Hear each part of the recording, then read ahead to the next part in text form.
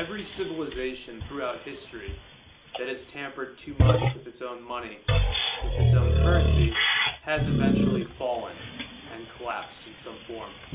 And what China did recently by outlawing third-party payment processors from using Bitcoin, essentially making it impossible for Chinese citizens to get their money into or out of Bitcoin, what they did is actually make themselves obsolete in the global marketplace. Bitcoin, or digital currency in general, if it does take off to a greater extent, which seems likely, it seems like digital currency, either Bitcoin or if something better comes along, I would be happy to talk about that instead.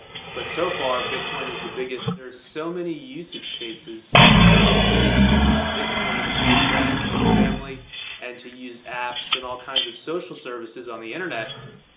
All that stuff is currency, but is impossible with something like the US dollar or the Chinese yuan. And it's impossible with a credit card.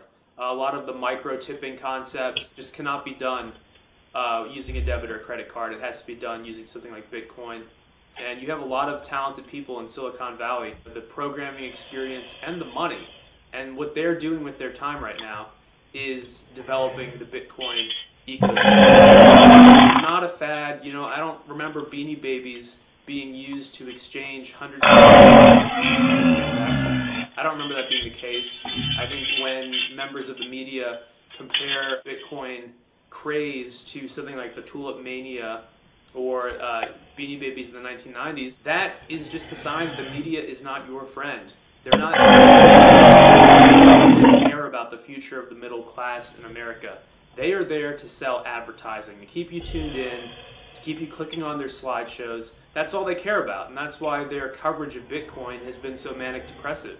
You know, Bitcoin is crashing, and then hours later on MSN Money, hottest investment of 2014, Bitcoin. It's like, well, which one is it? How can it be both something that people need to rush out of immediately